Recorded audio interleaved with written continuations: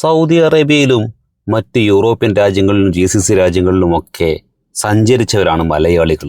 അതുകൊണ്ട് തന്നെ ഇവിടെയുള്ള മാലിന്യനിർമ്മാർജ്ജന പരിപാടികൾ, ഖരമാലിന്യവും മറ്റ് ദ്രവമാലിന്യങ്ങളും എങ്ങനെയാണ് കൈകാര്യം ചെയ്യുന്നത് എന്നതൊക്കെ നമുക്ക് വ്യക്തമായിട്ട് അറിയാൻ പറ്റും.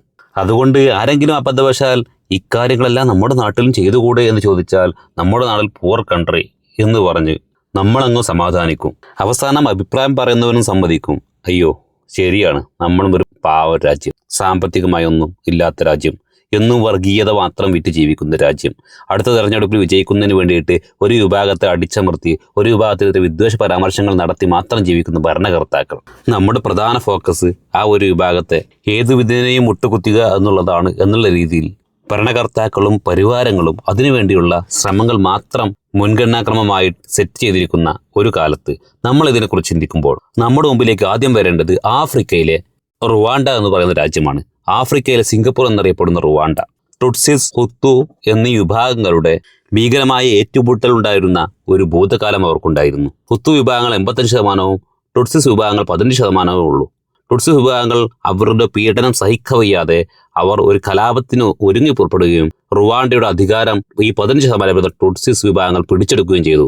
അതിനുശേഷം അവർ അവിടെ ഇങ്ങനെ ഒരു ഡിവിഷൻ ഉണ്ടാവരുത് എന്നും നമ്മൾ റുവാണ്ടൻ ജനതയാണ് ഒറ്റക്കെട്ടായി നിൽക്കണമെന്നും പാഠപുസ്തകത്തിൽ നിന്നും അങ്ങനെയുള്ള എല്ലാ വിഭാഗീയ ചർച്ചകളും ഒഴിവാക്കുകയും നിയമപരമായിട്ട് വിഭാഗീയത ചർച്ച ചെയ്യുന്നത് നിരോധിക്കപ്പെടുകയും ചെയ്ത ഒരു രാജ്യമാണ് റുവാണ്ട.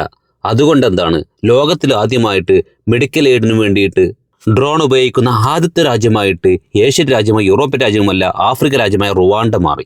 വികസനത്തിലും വൃത്തിയിലും എല്ലാ തരത്തിലും മുന്നേറാൻ വേണ്ടിയിട്ട് റുവാണ്ടൻ ജനതയ്ക്ക് കഴിഞ്ഞു. അവർ അവരുടെ അതുവരെ ചെലവഴിച്ചിരുന്ന ഊർജമെല്ലാം വികസനത്തിന് വേണ്ടിയിട്ടും പൗരബോധം വളർത്തുന്നതിന് വേണ്ടിയിട്ടും മനുഷ്യരായി ജീവിക്കുന്നതിന് വേണ്ടിയിട്ടും ഈ ലോകത്തിന് പുതിയ രീതികൾ പരിചയപ്പെടുത്തുന്നതിന് വേണ്ടിയിട്ടും ചെലവഴിച്ചു. അങ്ങനെ ഇന്ന് റുവാണ്ട ലോകം ശ്രദ്ധിക്കപ്പെടുന്ന ഒരു ആഫ്രിക്കൻ രാജ്യമാണ്. വികസനത്തിൻ്റെ കാര്യത്തിലും മനുഷ്യത്വത്തിൻ്റെ കാര്യത്തിലും മനുഷ്യത്വത്തെ എങ്ങനെ ട്രാൻസ്ഫോം ചെയ്യാമെന്ന് പഠിപ്പിക്കുന്ന കാര്യത്തിലും റുവാണ്ട ഒരു ദരിദ്ര രാജ്യമായിരുന്നു. വേണ്ടത്ര നാച്ചുറൽ റിസോഴ്സുകൾ പോലും അവിടെ ഇല്ല. എന്നിട്ടും അവർ മാറാൻ ചിന്തിക്കുന്ന, മാറാൻ വെമ്പൽ കൊള്ളുന്ന അധികാരികളെ അവർക്ക് കിട്ടി എന്നുള്ളതാണ് ഭാഗ്യം.